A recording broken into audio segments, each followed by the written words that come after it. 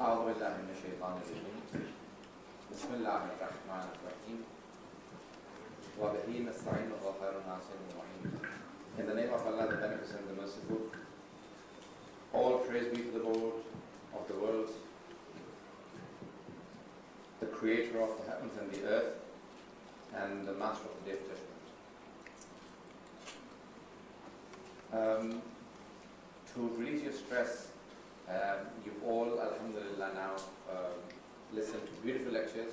I first of all would like to thank the people who invited me, the Alhamdulillah Society, and all the people that have attended today's program. Thank you for listening. Stress. How can it be an Islamic topic? Why do we discuss it in religion? In Islam, we do believe that your body is not yours. You are responsible for it. It is an endowment from God to you, and you must return it. So looking after your body is an obligation from God. Now, anything that may harm one's body is not permissible. Anything which is harmful. In Islam, you're not allowed to harm yourself and harm other people. It is not permissible to harm anyone. I'll just use one verse from the Holy Quran and one saying of the Holy Prophet. The Quran says, Ya ayyuhalladhina amanu la tulqu bi aydikum ila tahlukah. O you who believe, do not place yourselves into destroying yourselves. Do not place yourselves in destruction. La tulqu bi aydikum ila tahlukah. So don't go into any destruction. And the Holy Prophet has a beautiful saying, La darar wa la darara fil Islam. In Islam, it is not permissible to harm oneself and harm others. It is not permissible. So anything which is harmful. Now there is a whole debate in the Islamic seminaries. What things are classified as harmful? Is little harm and serious harm two different things? So anything which is seriously harmful is not permissible. But anything which may have little harm. And then I don't want to go into that debate. But then you can have harms which result into good things, like operations. So you are harming yourself, but the result is to betterment, for the betterment of your own health. How do we discuss stress in Islam? Stress is the cause of a lot of illnesses, as you've just heard from Dr. Akhtar, Brother Akhtar. Now, Islam says you're not allowed to harm yourself and your mind. Islam has a very beautiful saying in Nahjul Balagha. I love this statement from Imamia Medics International. He says, every utensil is filled. It has a capacity, and when it reaches its capacity, it will overflow. Except for the utensil of knowledge, which is mind. He says, the more you place in it, the greater it becomes. It never gets filled in. So there is no capacity, like a computer has a memory. He says mind, no one knows the capacity of mind. The more you gain, the more you learn, and the bigger your capacity becomes. As I have so many doctors around, they will emphasize and probably endorse the point that I wish to make. We do not even use 10% of our mind. They say that genius, the people who are regarded as genius, they only use 1 to 1.5% more mind than normal people. Only 1 to 1.5% more. Now, using our capacity, none of us use our full capacity. No one does. Mind, Islamically, is the brain itself, is the place to keep everything in a balance. When you extravagate in your life, that's when you are stressed. Keeping a balance in life. I'll give you 4 rules of keeping balances, which are given by religious scholars in ethics and people who try and help people to keep away from stress. I'll give you some conclusion from the Holy Quran as well. But the first thing that I want to talk about, keeping a balance. And the first thing is to be just. Not be oppressive. And oppression can be of 3 types. Oppression to other people, we all understand that. Oppression to oneself. When you cross your limits, when you try and overdo things, when you sin, you're oppressing oneself. In the Holy Quran, the concept is, رَبِّ إِنِّي ظَلَمْتُ نَفْسِي فَاغْفِرْ لِي. Oh Allah, I have oppressed myself. When you go out of the path, and you're oppressing yourself. And oppressing holy personalities, for example, God or people, we sometimes don't realize their importance of, so we're sometimes oppressing them by not understanding them so well. I'm not going to go into the details, but the first thing is justice. So to be just, keep a balance. Don't oppress, and don't provide the means of oppression for other people to oppress you. Many of us keep taking oppression and we keep quiet. And that can be not only just stressful, but also something wrong that we do. So to talk against the oppression that is happening is also a must. So that's the balance. Don't provide the means of oppression from other people, and do not oppress other people. Both are not permissible. Second is generosity. If you want to not have stress, then be generous. Don't be miserly, and don't be extravagant. Don't waste the bounties and the blessings that you have, but do not be miserly and stop everything that you have. Again, these are all topics that I'm used to of series of lectures, so I start a topic off and then I will probably talk about each of those topics in one lecture in 10 nights or something like that. But tonight I have to try and just give a summary of everything, so I'll try and keep it to 35 minutes and not cause you too much stress. Now, so justice, and second is generosity. Third is wisdom. Believe it or not, we have a whole book of traditions, and I'll not be reading out the whole book to you, on the importance of wisdom and using the wisdom that God has given you, or the intellect, whatever you want to name it. In Arabic it is called aql. It is one of the biggest gifts of God says to mankind. We have it, the intellect.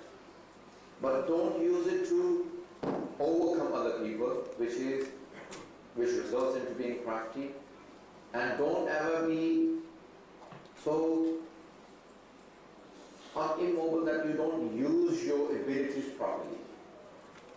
Islam says Allah has given you one of the best gifts, and that is wisdom. Use it to the maximum.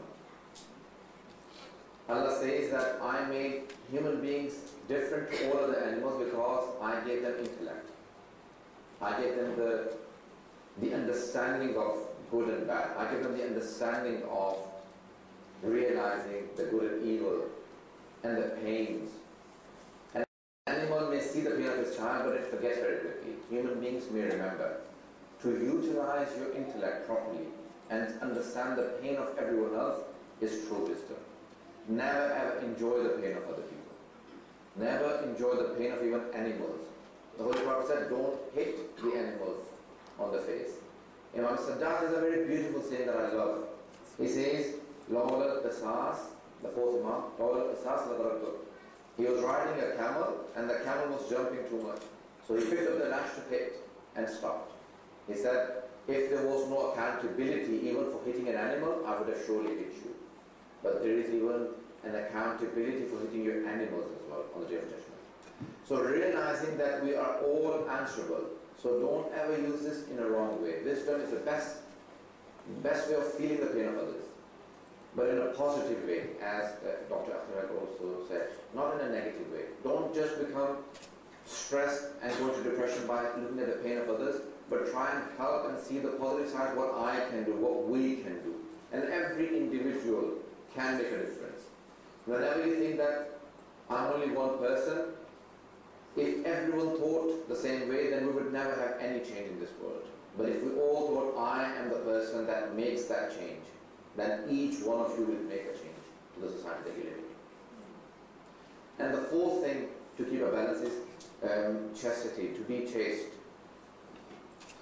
In Islam, we have emphasis from from the Holy Prophet to form families and become social. Don't be isolated. Do not think of yourself that you are cut off from the society. To form family and also believe that you are a part of a larger society. The path to God goes from between the people. So do not live in isolation and say, I shun everyone and I will be all by myself and I will not care about anyone. He says, no. Don't ever become selfish and become self-centered. Always think about the larger. I want to just mention, because there are a lot of younger people here, a story probably to make it a little bit more interesting. There is a story that Moses, peace be upon him, was traveling next to a river and he was in a place where he saw that a bird was flying into a place and sat down, opened up a fruit, a pomegranate, and started feeding a person. There was a person sitting down there. The flesh on his body was not in the best of the conditions. He was probably going through health problems. But the person was sitting down there repenting. So Moses walked in and said to God, who is this person? So God said to Moses, talk to him directly and ask him who he is. So Moses asked him who the person was, and he said, why are you here? What are you doing? He said, I'm a sinful person. I'm hiding from all the people. I've been repenting for 35 years. How did you find me? He said, my name is Moses. He said, are you the same Moses that talks to God? You know, the messenger of God? He said, yes. He said, I've been repenting for 35 years. Can you ask your God, has he forgiven me? Moses asked God and said, you've heard his question, have you forgiven him? God said, Moses, tell him I've not forgiven him. So Moses told the person, you're not forgiven. He said, can you ask your Lord, if he's so merciful, why has he not forgiven me? For 35 years I've been repenting. I've been all alone, away from my family and everything, from the society. God said to Moses, ask him, this bird that I've been sending for 35 years, has he asked that bird once, are you just feeding me or have you had something to eat yourself? Even though he believes that he wants to repent, he's still so selfish that he only is about himself. He wants to go to paradise. Not once in these 35 years, he's petted that bird and said, eat something from what I have. So Moses conveyed the message to the person and said, that's why you've not been forgiven. So the person said, ask your Lord, will he give me something in replacement of the 35 years of my worship? God said, yes. Ask him to make one prayer and I'll grant him that. So the man said, Moses, ask God to make me so big that only I fit in the hellfire and no one else can come. God said, now he's been forgiven.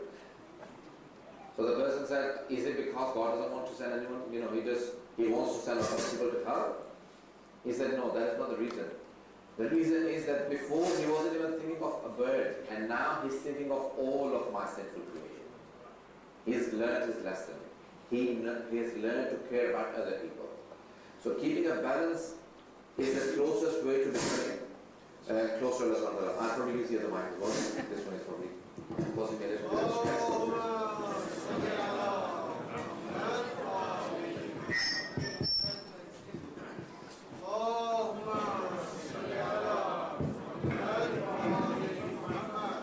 That one started causing some stress.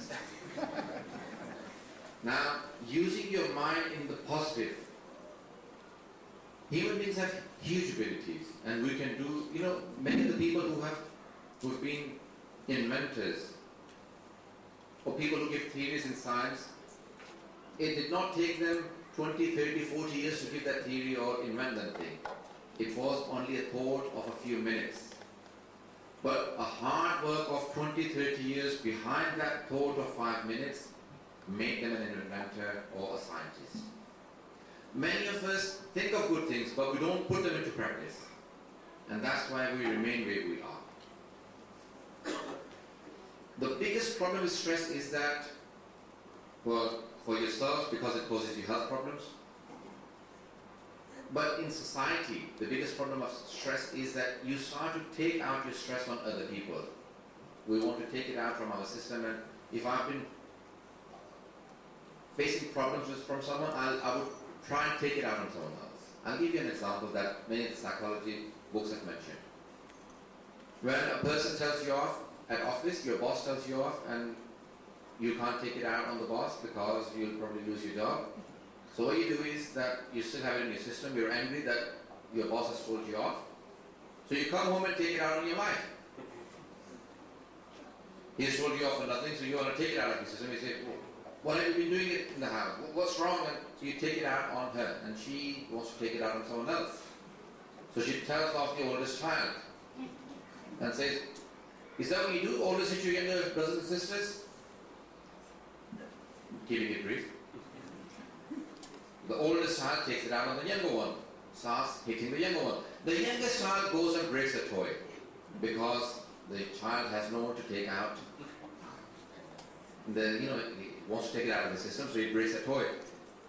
In psychology, they argue that toy would not break if one of these people had not taken out what they had in their system on other people. You will still have the toy. The most important lesson to learn is not to take your own stress out on other people. Islam says when you have a balance, you would not take out your own angers and your own frustrations on other people. Stress is in Islam it says you must learn how to cope with your own stress. And Allah says, how do we cope? I'd like to give you a few things from the Holy Quran. Number one, Allah bi-dhikrillahi tatma'innul qulub. Allah subhanahu wa ta'ala in the Holy Quran, Allah says in the Holy Quran that with the remembrance of God, the hearts keep at rest. Bi-dhikrillahi tatma'innul qulub. The hearts are at rest with the remembrance of God. So, how do you remember God? Imamia Medics, he says, supplicate, talk to God. Many of us think that I have to take it out on someone, but Imamia Medics says, try and find try and find time alone with God. Become acquainted with Him and talk to Him all alone and try and form connections. You don't need to even scream and shout because He's not far away, He's next to you, He's very close, He's closer to you than you're juggling. So talk to Him, communicate with God. And how do you communicate? And the word He's used is najwa, munajat, to whisper. Sit down and talk to Him. The Holy Quran says to the Holy Prophet, tell the ones who believe that don't be stressed and don't feel isolated. تَتَنَزَّلُ عَلَيْهِمُ الْمَلَائِكَةِ. People who believe and do not oppress others, they are the ones that have angels around them all the time. But we can't see them, we can't feel them. So try and communicate with God and talk to Him. With dua, with the Holy Quran. When you talk to God, you are taking it out of your system rather than taking it out on other people. Take it out of your system and say, that's what I have felt. I have been oppressed, or someone has wronged me. And when you take it out of your system, then you will not take it out. You will not take it out on other people. So that's one of the most beautiful ways of coping with the stress you have. Now today we have a lot of talk on peace. Everyone wants peace on earth. The Holy Prophet and the Imams have said, you will never acquire true peace on earth until people are provided with justice. Peace is only a result of justice. When people are oppressed, they will not rest. They will not be at peace. And today we see a lot of oppression. And many times we are also responsible for it. Because we do not speak for other people. When we see other people going through stress, other people going through oppression, and we don't support them, when our time comes, when we are going to be oppressed, then no one will speak for us. No one will voice our bad times. I'm not sure how much more time I have, but very quickly I would like to, without stressing you too much,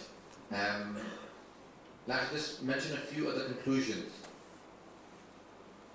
Your time alone and this thinking machine that the doctor has named it, try and occupy your mind through positive thinking.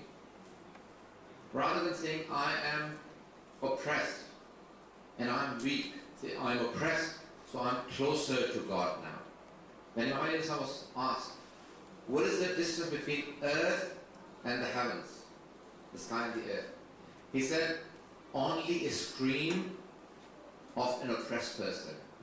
When an oppressed person says, it reaches the heavens in an instant. So don't feel weak, because when God is on your side, you are the strongest. Rather than feeling weak and helpless, say, I can make a difference because I'm oppressed and God is on my side. When God is on your side, then you can make a lot of differences, because that can do miracles. Number two, weakness is a thing that sometimes makes you stop from doing good things. Well, if I'm not getting any good behavior from others, why should I return anything to the society? Don't feel negative. Do your part and leave the rest to God. You are not doing good to the people for their sake. You're doing good to them for God's sake. And God says, I watch over all of your actions. Even in the secrets of night, when you do something wrong or when you do something right, Allah knows about it. So He says, do it for me and I'll make sure that you get the reward for it. That's one dimension. The second, the toughest time the Holy Prophet saw in his life was the 2 last years in Mecca, when the people had announced boycott against him, all the people of Quraysh, and they said, let's kill him. So his uncle Abu Talib and his cousin Ali and others, they were surrounded and they were pushed out of Mecca, and Mecca is without any plantation, without any water. It's a very dry land, hot weather. If you don't get proper food and water, you'll become sick very quickly. So they were isolated in a surrounding, in a small valley called Sheikh Abi Talib. And in that he says that I saw the toughest time of my life, 2 years. And he lost 2 very beloved people to him, the closest people to him, his wife, Khadija, and his uncle Abu Talib, who supported him all of his life. He said that was the most stressful period in my life. Imam Ali describes that time in Nahj al-Balagha, and he says, we saw so tough time in that valley in Sheikh Abi Talib that for days we went without food, our bodies were shivering, and many times we would just eat leaves from trees. Date trees, palm trees, it had no good plantation. So he said we would just eat leaves. He said our skin had become so thin that you could see the belly, the inside part of the belly. For 2.5 years we saw the toughest time. And when both of the most beloved people to him died, Allah ordered him to migrate from Mecca to Medina. The hijrah started. Toughest time, stress. In fact, if there was any other person, they would go into depression. Losing your family members and losing everything you ever had, your house, your friends, everything. For 2.5 years, and you are surrounded in a valley, dry, with no water, no plantation. But that gave him the status that no other previous messenger had.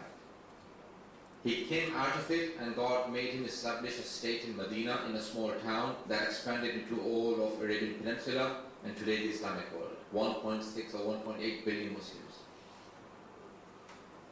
Those 2.5 years resulted into a state where he laid all the different laws and everything that you see today.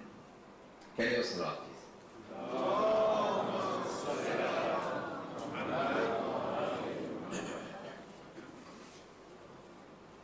When he died, there was a dispute on the succession of the Holy Prophet. And that resulted into 2 major schools of thought in Islam, Shias and Sunnis. The Sunnis believe that whoever succeeds, whoever comes into power, was a person who deserved it, because nothing happens without the intent of God. So even if a wrong person or a right person, whoever comes into power deserves it. Now the Shia school of thought believes that no, not all rulers can be good. It is logically absurd.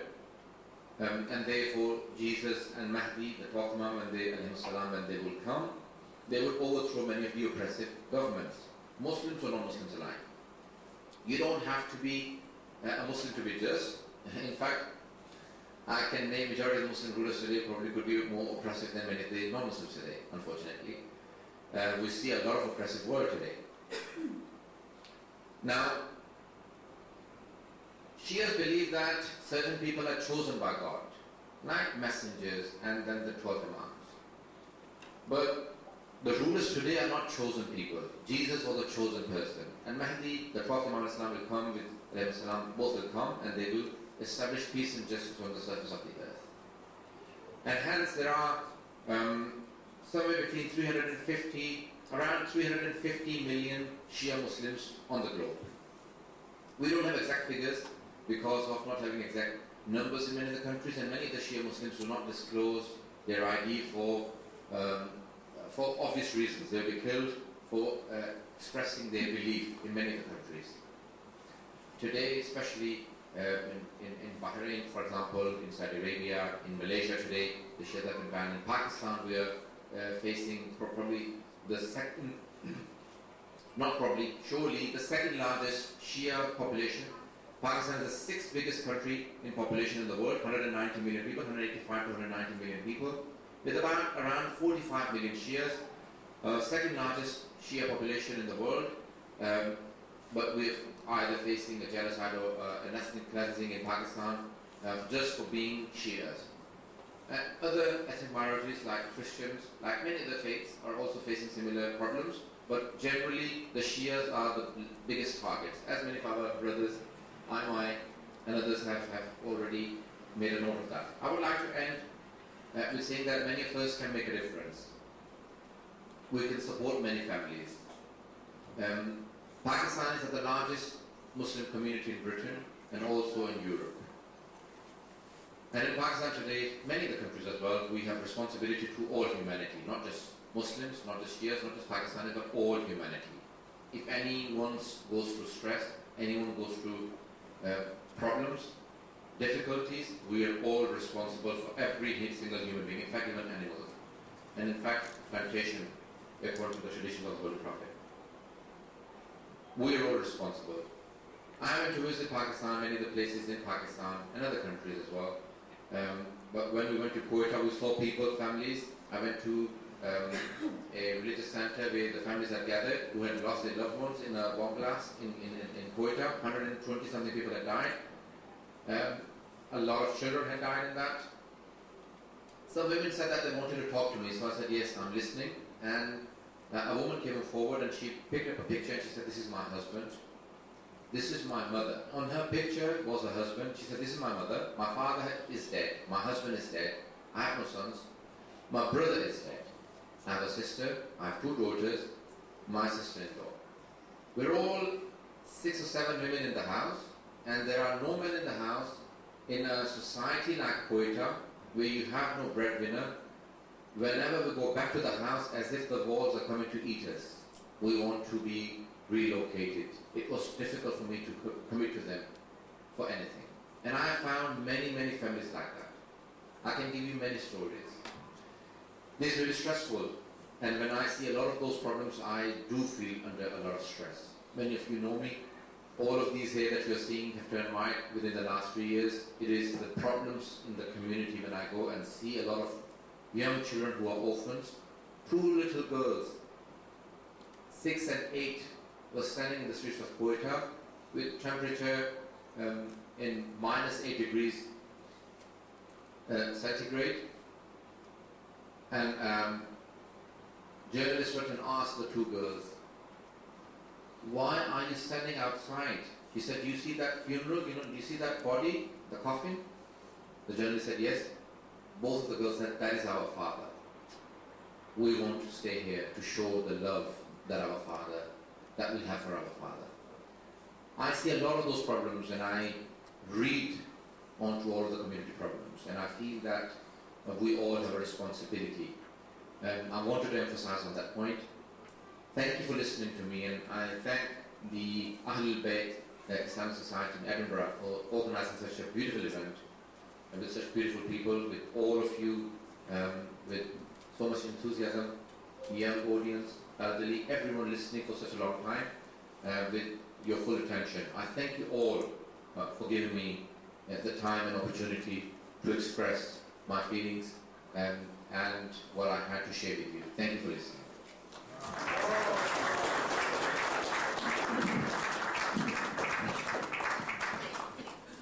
I'd like to wholeheartedly support Moulana Ali Raza Sahab for that excellent speech. It was very moving, but I think the message for all of us is that we are very fortunate to be living where we're living.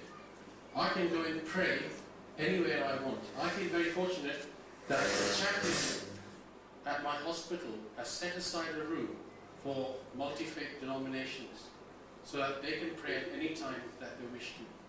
I can walk into Edinburgh Airport and offer prayers. If you go to the faith room over there, you will find that the signage for it is actually a man kneeling down in the same way that a Muslim would kneel down.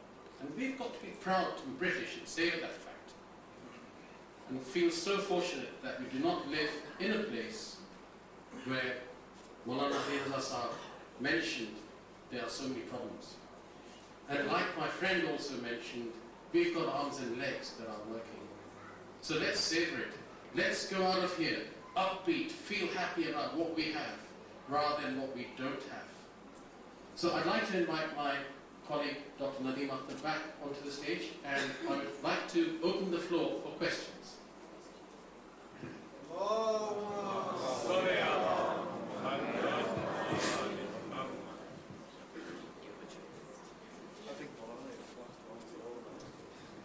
Any questions from the floor?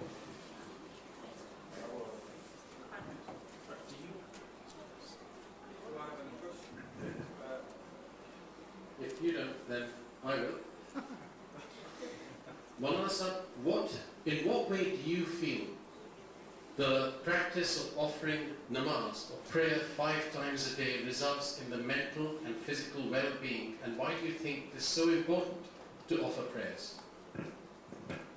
Thank you. There is a tradition by the Holy Prophet, peace be upon him, himself, where he says that if you had a stream of fresh, clean water flowing next to your house and you bathed in it 5 times, you will not have any uncleanliness on your body. You will not have anything that would distress you about your body. Everything will be very clean. And he said, if you bathe your spirit into 5 daily prayers at 5 times every day, then you will not have anything on your spirit that will distress you about yourself. Prayers are the most beautiful thing. It only takes less than half an hour for all the 5 daily prayers, not for one prayer, half an hour. It takes about 2 to 3 minutes, maximum 4 to 5 minutes for every prayer. So there are 5 prayers and 17 cycles, and each cycle takes about a minute. So about quarter of an hour every day to 20 minutes. We need meditation. Prayers are our way of meditation. So that is your connection. You face Qibla, you face the direction of Mecca, and you hold yourself, you shouldn't be moving, so you should be relaxed, and that's way of releasing your stress. When you're relaxed, standing, and all the movements of your prayer are means of releasing stress. The wudu in itself, the ritual ablution, washing your face and your hands, and when you stand before God, it is one of the most beautiful ways of connecting forming that connection with God and releasing your stress.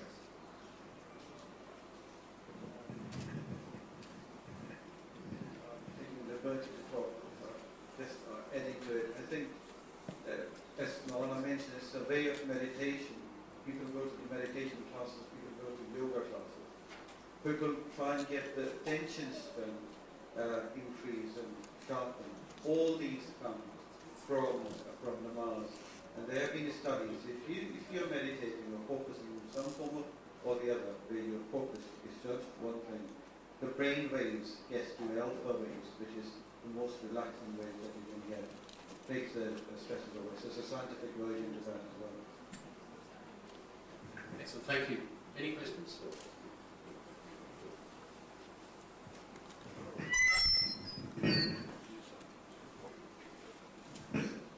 Thank you. You spoke too negatively about stress, but stress has also some positive aspect.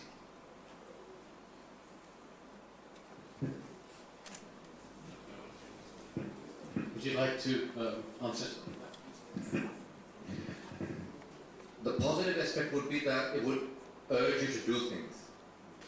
The positive side of stress is that sometimes if you are really sat back and relaxed completely, then you don't do anything for anyone. But when you feel that, yes, I need to do something, you feel under pressure. So stress may bring pressure, and pressure may bring action. So using what Dr. Syed said, using your stress in a positive way would only result in good things. But using it in a negative way would result in something negative. You may stress yourself and say, I can't do anything. It will take you into a negative mode. But if you take it into action, then that is the positive side of stress. Yes. It's a hand from the back.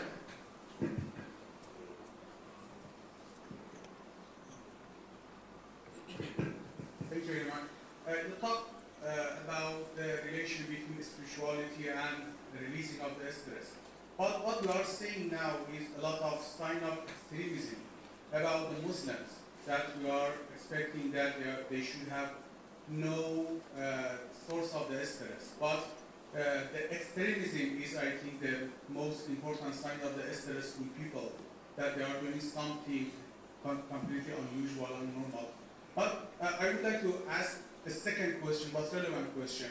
Do you have any differences between the school of thought, the Shia school of thought, the Sunni school of thought about the stress, and how do we differentiate between the different school of thought within the Islam about the stress?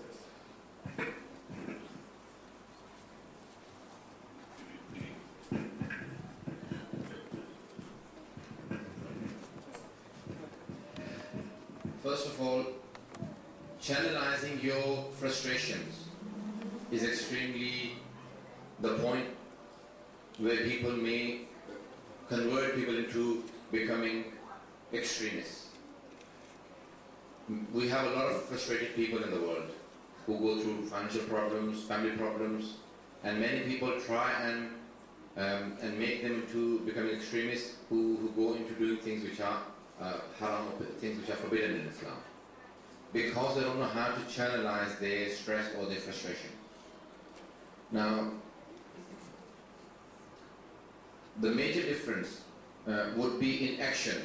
In the Shia faith, we're not allowed to go into any offensive wars or battles in the absence of an infallible leader, while others may believe into doing so. Now, using your stress into positive way would be to not take out your stress against any other human being, and controlling and learning how to release that stress positively. That may be the only difference. Otherwise, we all have, these are all logical bases, and there are two books, one by Ghazali and one by Fayyad Kashani. By Ghazali is Ihya al-Ulum, and by Fayyad Kashani is Al-Mahajjat al-Bayda. Fayyad Kashani is a Shia scholar who has an 8-volume book on social sciences and topics related to many of these issues. And Ghazali is the Sunni scholar who has a similar book who wrote earlier, about 4 volumes, Ihya al-Ulum. There is a translation of Ihya al-Ulum, but not of Al-Mahajjat al-Bayda by Fayyad Kashani. But Fayyad Kashani has gone into a lot of depth. I think it is, we want to keep it as basic as possible and not make it too scientific and academic. So, do we have any more questions from the floor? Right, Moulana, I think we should, it's been an excellent session, and I think we should probably conclude it, but it wouldn't be fair to conclude it without a very upbeat message, so that we could all go out of here with big smiles and enjoy the sunshine. It's not very often that we've had sunshine recently, so we'll end on that note. Thank you. Many of us from religion sometimes do come out stressed because we do hearing, we're used to hearing lectures. You don't want to be lectured sometimes. You want to learn rather than being lectured. I'm used to teaching. One of my teachers used to always say, teaching is different than lecturing. Don't just say things that I have just got something to say it, and I've got to leave. But try and teach and convey what you have learned. And teaching means the other side learns. So inshallah, I'll end with a short story from one of the mystics with a loud salawat for releasing of all the stress that we may have.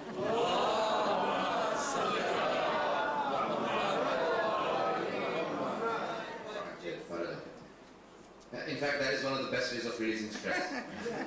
We do have a lot of traditions on that whenever you feel tired, whenever you feel really stressed and unhappy, then say salawat, meaning, and these words I'll just translate, we are sending blessings and salutations to the Holy Prophet and his progeny. These are the words when they're all saying in Arabic, Allahumma salli ala Muhammadin wa ali Muhammad. That's what they're saying. We are sending blessings and salutations upon the Holy Prophet and his holy progeny. A short story to end. The story is from Luqman. I don't really, sorry.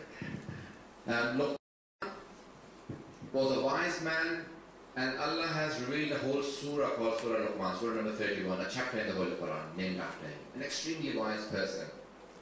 Imamia says that he made 1,000 wills to his son. He said 1,000 things. Don't be extravagant, don't be a person who screams all the time, don't shout. And he made 1,000 wills to his son. Allah loved some of his wills so much so that he mentioned them in the Holy Quran. For example, don't walk on earth with pride and different things. There is this beautiful story which is not in the Holy Quran but in our books of history. A learning lesson, a wise person. Luqman, whenever in our Asian culture we want to say someone is very wise, they say that he has the genes of Luqman. Luqman once went out in the public, for a visit to the society with his son. A young son with an old father, and they had a donkey that they both were riding. So when they went out, some people looked at them and they said, how oppressive. 2 people riding 1 donkey. How oppressive are they? So they both came off and Luqman said, why don't you ride the donkey? So the son started riding it. And when they were going forward, another person shouted, what an oppressive son. He makes his old father walk on the street. So the son came off and said, Father, why don't you come on the donkey? So he was riding the donkey and another person shouted, what kind of an oppressive father? He makes his young son walk on the street and he's riding. So he said, why don't we just try and carry the donkey on our shoulders? So they both picked up the donkey, trying to carry it. And everyone started shouting, what fools. They have a donkey and they're carrying it on their shoulders. So he turned around to his son and said, son, did you learn anything today? He said, Father, you tell me what have you learned. He said, you will never please people, so don't try and please them. Try and please God.